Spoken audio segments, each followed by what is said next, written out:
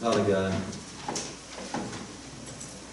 you love us so much, even though we're broken, even though we're flawed, even though we go our own way so many times, Lord. You're continually calling us into relationship. Continually asking, Lord, that we come back to you. Continually seeking. So, Father, now as we come before you today and we learn more from your word, Lord, I ask that we will seek you. We won't wander in our own directions, Lord, but that our hearts and our minds will be focused on knowing you more, on learning more about who you are and how much you've done for us and how much you love us. So God, I ask that you get me out of the way here, that it just be all about you and what you've revealed in your word. And help us to know you. In Christ's name. Amen. You know, it's getting about that time of year, isn't it, where some of you are worried about final projects, final papers, final things like that, right? Now, I want, maybe many of you have already turned yours in and things like that, but let me ask you something. What if you were working on it, you had been working really, really hard, and then all of a sudden, someone stole it? Your 40-page essay, or whatever it was. How would you feel? I really like that. That's great. No, most of you would be extremely angry. You'd be very upset. You would be discouraged. You'd wonder, why is this happening to me, etc. There was a Soviet dissident by the name of Andrei Sarkov. And Andrei Sarkov was hated by the authorities. He was considered a dangerous Russian Soviet dissident. And so when he was working on his memoirs, his biography, his autobiography, pages kept going missing. Sections kept going missing. Now his wife, Elena Bonner, would get his notes and she would type them up and she would edit them, etc. But even though he was working in another place in Gorky and trying to be secret and trying to hide it from the Soviets would always find pieces of it and then make it vanish. She remembers one time that she met him at the train and he was just despondent. His face was like someone had died. And what had happened was the entire memoir had been stolen.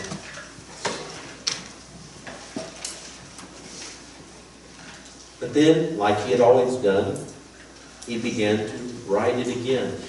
And what Elena said was interesting. She said the thing is they kept trying to take this away. But every time he rewrote it, there was always something new, something better coming out of it. Even when he tried to destroy it, what ended up happening in the end was something marvelous.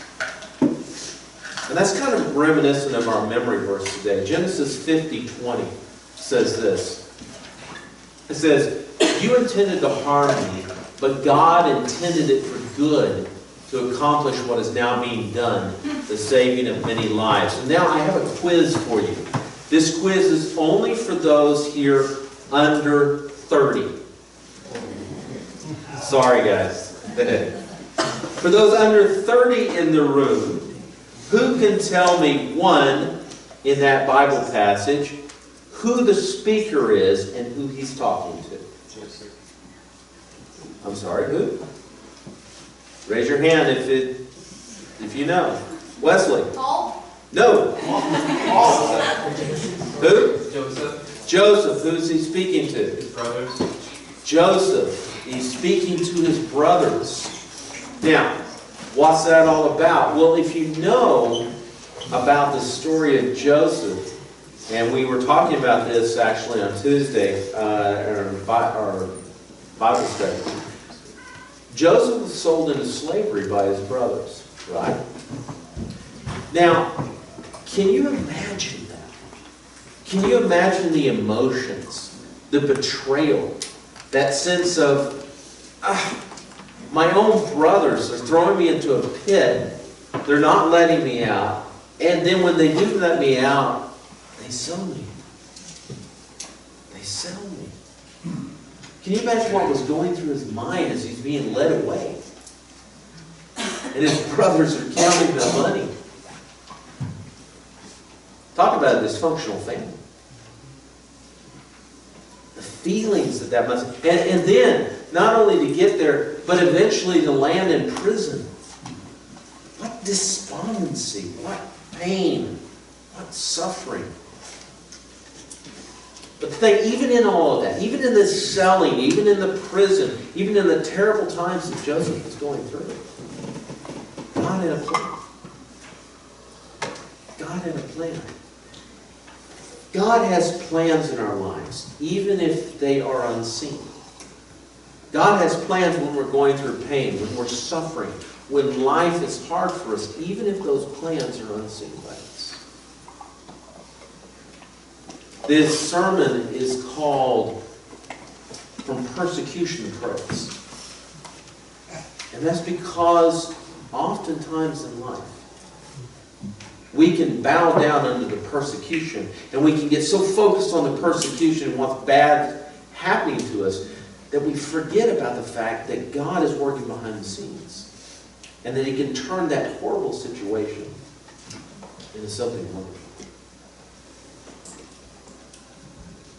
Today we're going to be looking at another story in the Bible, one where Paul and Silas went from persecution to praise. And our story begins in Acts 16 through 17. It says, once when we were going to the place of prayer, you remember that place of prayer where they had gone down and Lydia had come to Christ, right? Once when we were going to the place of prayer, we were met by a female slave who had a spirit by which she predicted the future. She earned a great deal of money for her owners by fortune telling. She followed Paul and the rest of us shouting, "These men are servants of the Most High God who are telling you the way to be saved." What would your reaction be? I mean, think about it. What would your reaction to be? I mean, here's Paul and Silas and the gang. They're just going to church, basically, right? They're going to church. They're not out to cause trouble. And all of a sudden, they've got this female slave who keeps following them around going, you know, "These men are servants of the Most High God who are telling you the way to be saved." How would you react? I mean, quite frankly, in the flesh, if I had someone following me around and saying, "Hey, this guy is telling you about the Most High God, the way to be saved, listen to him," you know, I kind of would be flattered, I think, at some point. I'd have my own cheerleader. Yay! Yeah.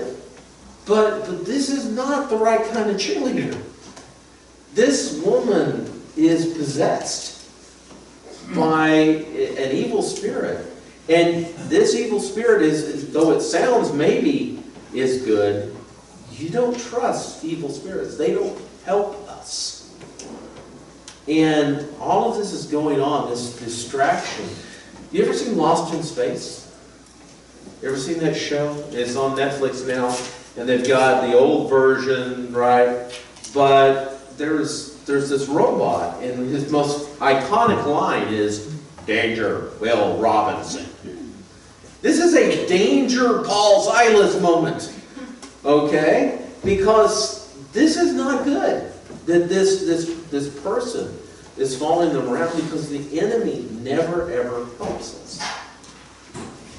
Well, eventually, Paul has had enough of this. And we see in Acts 16:18, he does this. She kept this up for many days. Finally, Paul became so annoyed that he turned around and said to the spirit, "In the name of Jesus Christ, I command you to come out of her." And at that moment, the Spirit left him. Not 3 days later. Not an hour later. At that moment, the Spirit left her. What kind of person was Paul? You might say Paul had a little bit of a strong personality in many ways, right? He was not a kind of a wimp. He was not very easygoing in many ways. He was very argumentative in many times. I think abrasive in some ways. He just was like that among people. He did have a humble heart in some ways. He did really follow God, but he was very, very strong personality. It's surprising to me in many ways that he put up with her that long. Many days. You know, I can't just see Paul doing that, but he did. He put up with her that long. But I want you to notice something. That at the name of Jesus, this powerful Spirit just takes off. Just takes off. At the name of Jesus, this evil being just takes off. I know in my own life, and I've told people this a lot, when I counsel them, etc., or talk with them. And they talk about, how when just feeling so oppressed and depressed and life is just crushing down on them. And I say, you want to beat that? This is what I've discovered. What I do is I just start singing a song like, Jesus, Jesus, Jesus, there is something about that name. And when I sing that, it's like instantaneous. I do that oppression, what has been going on is just thrown away. Because I'm using the name of Jesus. And the name of Jesus has power.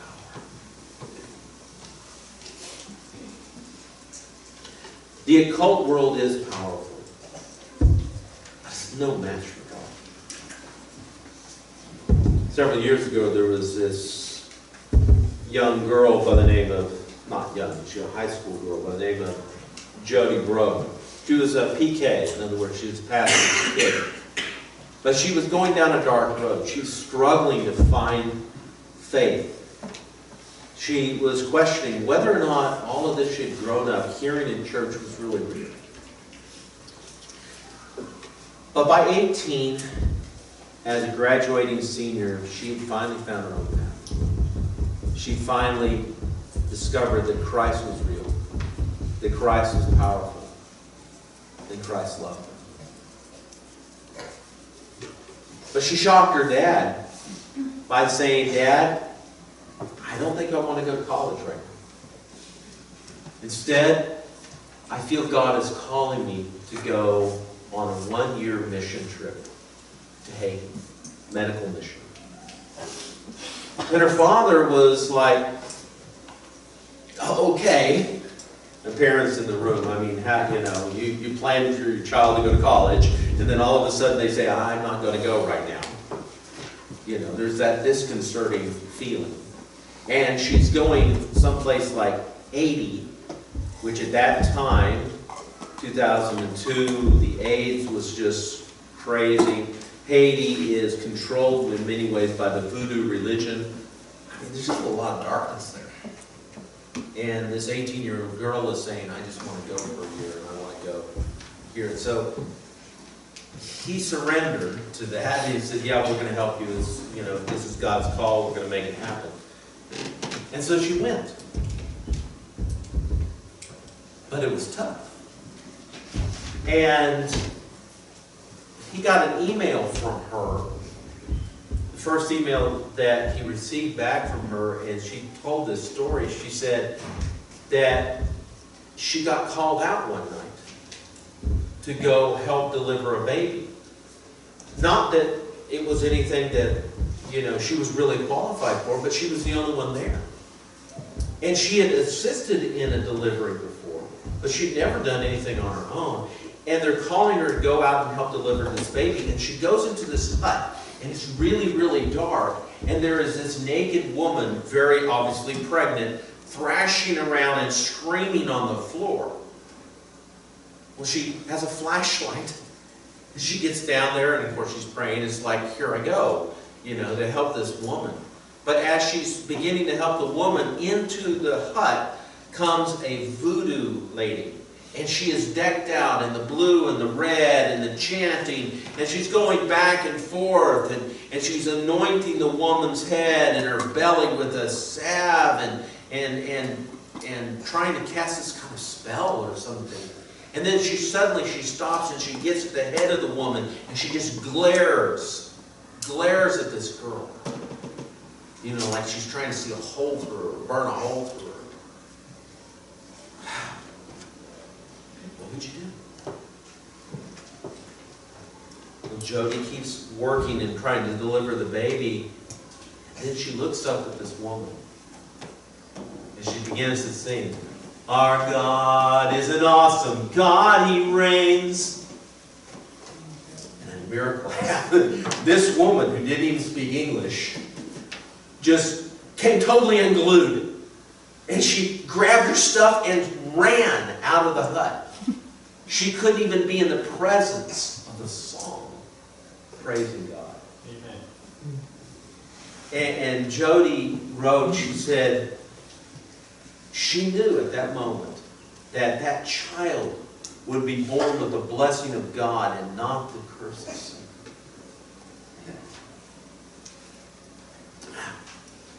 Now, the occult world is powerful, but it has nothing on God. The Bible says that one day every knee will bow, every tongue will confess that Jesus Christ is Lord of all. But you know what? We as the world, we may not get that yet, but I guarantee you something. The demons got the memo. They know. And they can't stand it.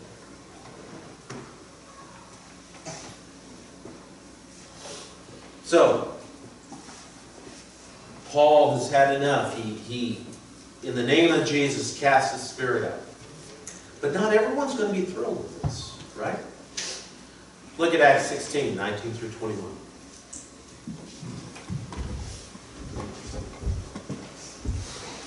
It says, when her owners realized that their hope of making money was gone, they seized Paul and Silas and dragged them into the marketplace to face the authorities. They brought them before the magistrates and said, "These men are Jews and are throwing our city into an uproar by advocating customs unlawful for us Romans to accept or practice." Really? Is that what they were doing? I didn't see anything in the passage that that's what they were doing, did you? No. The thing about conflict is it can often lead to persecution, but it often starts at a very small thing. You ever see that Smokey the Bear thing? The TV commercials and everything? Only good for good boys. I remember growing up with that and seeing Smokey the Bear say that. Is it as old as spark? As old as spark. And it's true. A lot of these fires raging in California, etc., oftentimes a spark from a cigarette or something like that. Persecution as well often starts with something small. A little spark.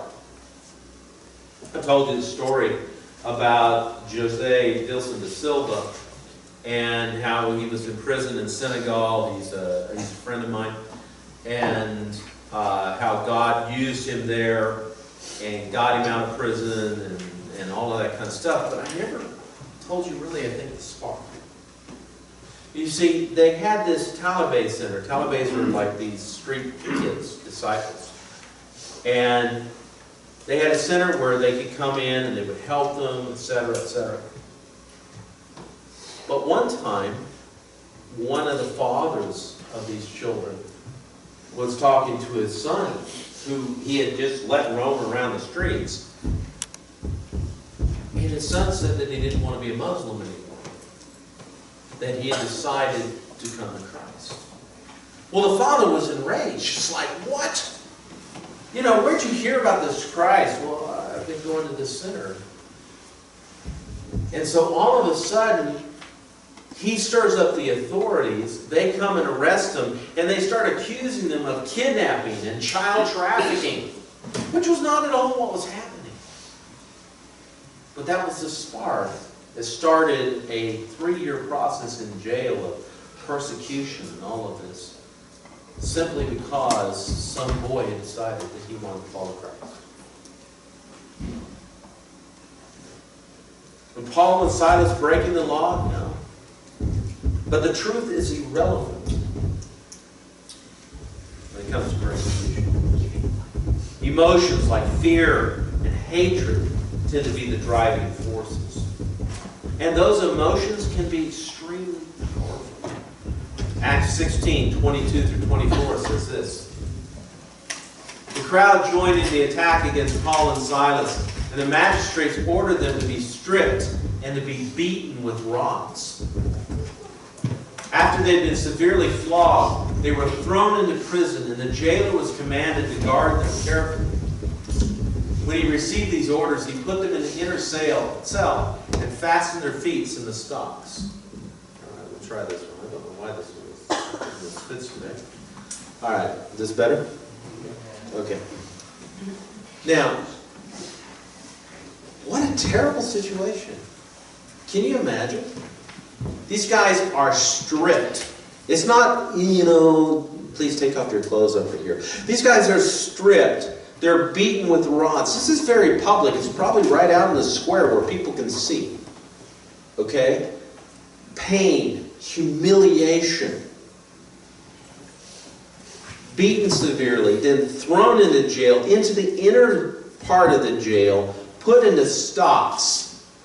So they can't, I mean, they're really making sure they're not going to be able to get out. And what have you done? You were just going to church, right? And some girl who was continually following you, you cast out her demon.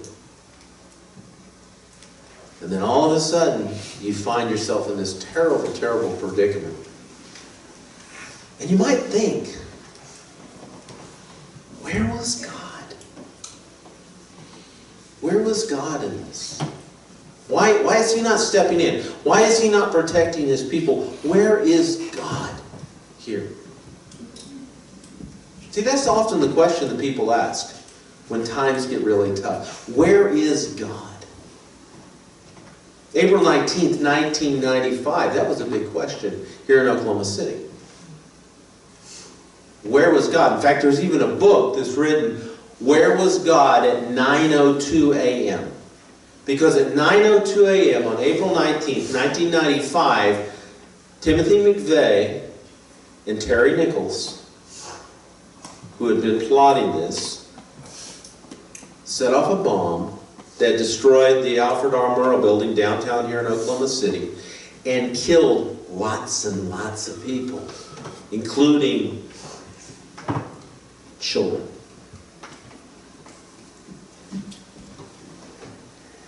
There's a woman by the name of Kathy Sanders. And her 2 grandsons, Chase and Colton, were killed when that bomb went off. And she struggled about where was God. And she began to even question, does God even exist? This God that I have followed, does He even exist? If He could allow this to happen. And she went through a months of depression, even contemplated suicide. How could this happen? And when she asked God about it finally, what do I do? God told her something unimaginable. Forgive me. And she started a process. Timothy McVeigh, of course, was executed. Terry Nichols is in maximum security. But she started to reach out to Terry Nichols. She wrote him letters, had phone conversations with him, even face-to-face interviews. with him. And she became his friend. She reached out to the children of Terry Nichols, to the wife and the sister and the ex-wife, and became friends with them and ministered to them. She did the same thing with Timothy McVeigh's family. And she's written a book called Now You See Me, Forgiving the Unforgivable. And her life's changed.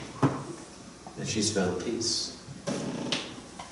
And she was used to minister to people who were also victims. Family members who were also victims.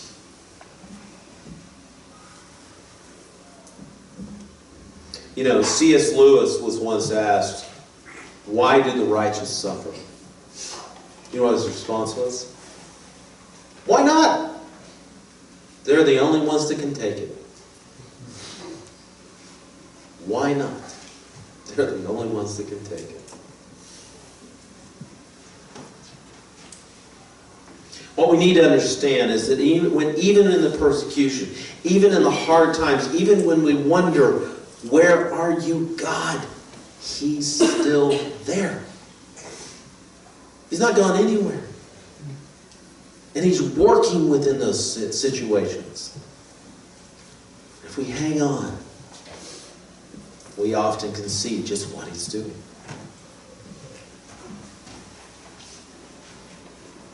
God can work in the hard times. Look at Acts 16, 25 through 28. About midnight, Paul and Silas are praying, and they're singing hymns to God. And the other prisoners were listening to them. Wait a minute. What? You have been beaten. You've been stripped naked. You're beaten. You are sitting in a dark prison in stocks. And you are praying and singing hymns to God. And the other people, the prisoners, are listening to them. Suddenly there was such a violent earthquake that the foundations of the prison were shaken. At once all the prison doors flew open. Everyone's chains came loose. The jailer woke up, and when he saw the prison doors open, he drew his sword and was about to kill himself because he thought the prisoners had escaped. But Paul shouted, "Don't harm yourself. We're all here. Don't harm yourself. We're all here." Man, what would have been your first reaction if you'd been Paul and Silas? Run! I'm free! Woo! Right? I think Paul and Silas are a little bit more spiritual than me. First of all, I mean, we talked about what are they doing? They're sitting there praising God in this terrible, terrible situation. I mean, when I'm in pain, I whine. How about you? I've got a tooth that is bothering me right now. Let me whine to you. It hurts, okay? I whine when I'm in pain. Paul and Silas are not whining. They're praising God. They're praying. It's a miracle of faith. But you know, there were more miracles that night, weren't there? There's an earthquake. And not one, but all of the chains are loosened. The doors fly open of the prison. And all the prisoners, here's the big one, all the prisoners stay put. Not just Paul and Silas, all the prisoners stay put. They stay where they are. Wow. The jailer's ready to kill himself. Well, why? Well, because if you let your prisoners escape, your life is forfeit. That was the law. So, I mean, rather to kill himself than go through the torture and killing that they would probably do to him. So he's ready to kill himself. And he can't believe the prisoners are still there. He can't believe it. But there's still a greater miracle coming, isn't there? God has even greater miracle in mind. Acts 16, 29 through 30. The jailer called for lights, rushed in, and fell trembling before Paul and Silas. He then brought them out and asked, "Sirs, what must I do to be saved? What must I do to be saved?" I mean, this has so affected this guy. This guy who obviously is a hard man. He is, I mean, to be a jailer, you had to be pretty tough. You probably were part of the persecuting team. At least you're turning a blind eye to it when it happened. And all of a sudden, he's seeing this, and he's probably heard about Paul and Silas, probably heard their message. Well, you know, that's a little crazy. All of a sudden, he gets it. All of a sudden, he understands. And he's like, "Sirs, what must I do to be saved? I want what you've got. Man, do I need what you've got." Jailers were tough. Prisoners were tough. I mean, those guys, the other prisoners, were probably not in there for just petty crimes. But God's love is tough. There's a prison down near Houston. It's called Darrington Prison. It's where some of the most violent offenders in the United States go to spend their time. But there's a ray of light in Darrington Prison. You see, Southwestern Bible Baptist Theological Seminary has started an extension program down there, basically where prisoners can get a 4-year degree, a Bible college degree there, in training for pastoral ministry. So far, there's a little over 60 graduates from the program. And what they're discovering is that it's changing lives. These men, once they graduate from the program, they're often transferred out of this prison to other prisons in Texas, where they can begin to work with the chaplains, etc., and minister to other prisoners. One of these guys that is serving time there served 8 years in solitary confinement. He's there on a life sentence for capital murder. His name is Troop Foster. And Troop Foster is about my age. He may be about a year older now, maybe 56. And he's not eligible for parole until he's 77, whether he gets it or not. But Troop Foster's life has changed. He once considered suicide because there was just no hope. And then he found Jesus Christ. And all of a sudden he has hope, and he has a purpose, and he has a calling on his life from God. He says that whether he's in prison now or out of prison, it doesn't really matter. He has a reason for living. He says this, he says, some people graduate college seminary and they go to North Africa or Czechoslovakia or Russia with their mission field. He says, this is my mission field. And it's a mission field I've already adapted to the culture here. This is a mission field, I know the language, and God has called me here. Amen. God is using this man in a very dark place to bring his life. From persecution, from granted, a lot of it caused by himself, but to praise. To praise. There's no greater miracle than a lost soul turning to God. I don't care if you're parting water, the Red Sea, or whatever. There is no greater miracle than a lost soul coming to God. In fact, Jesus says that when a lost soul turns to God, heaven rejoices. Right? That's how important it is. That's how powerful it is when one person comes to Christ.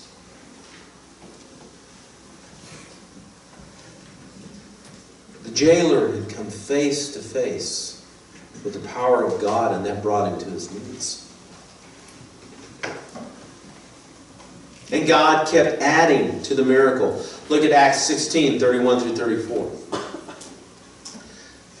They replied, "Believe in the Lord Jesus, and you'll be saved, you and your household." Then they spoke the word of the Lord to him and to all the others in his house. At that hour of the night, the jailer took them and washed their wounds. Then immediately he and all his household were baptized.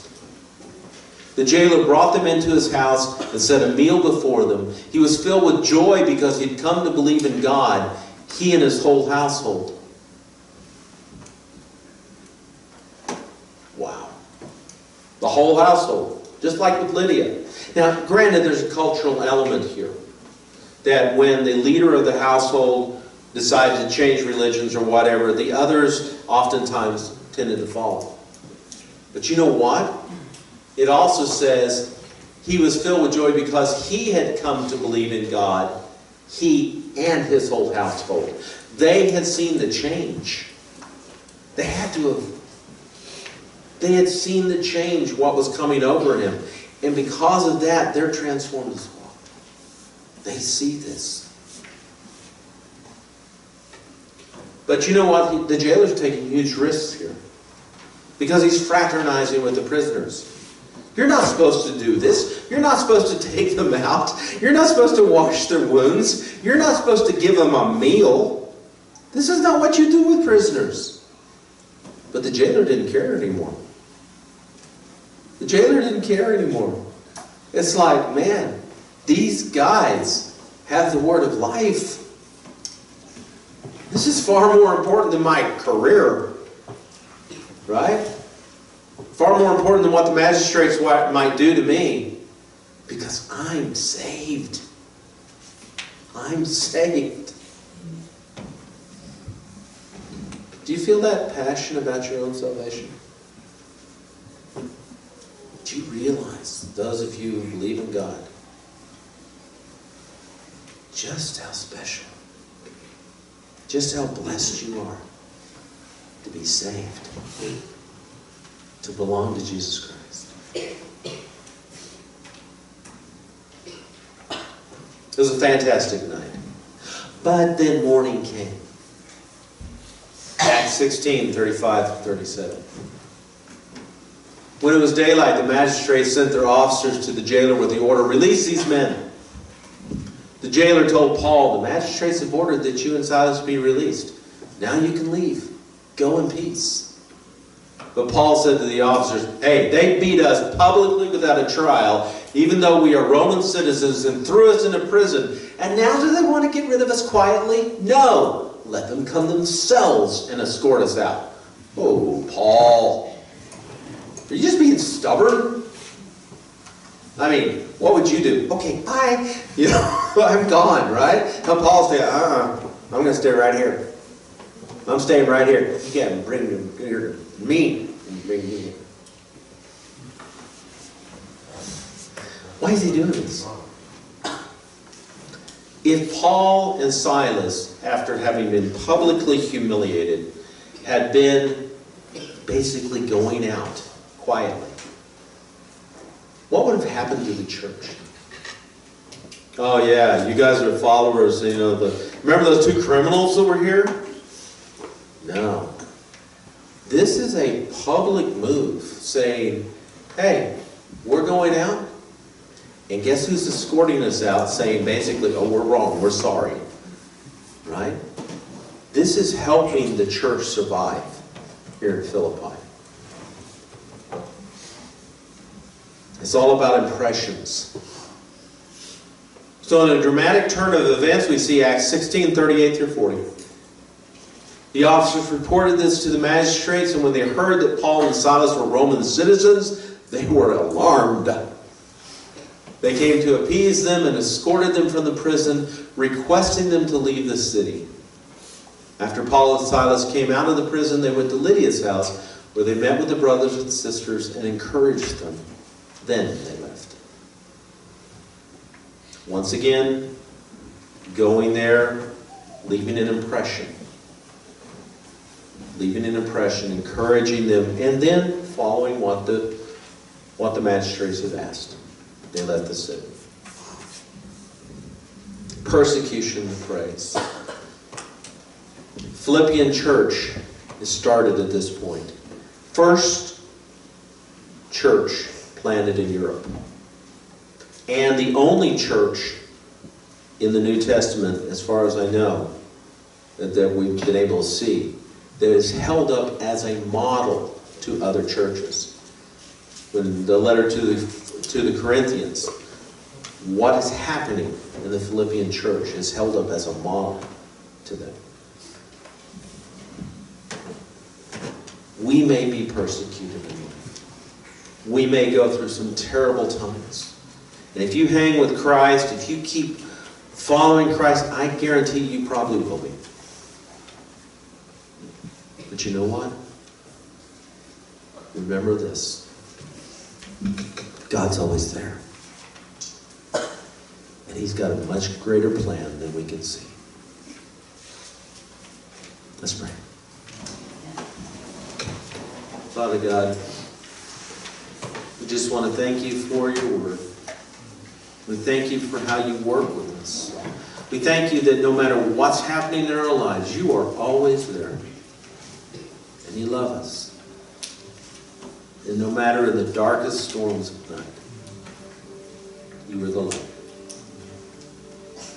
In Christ's name.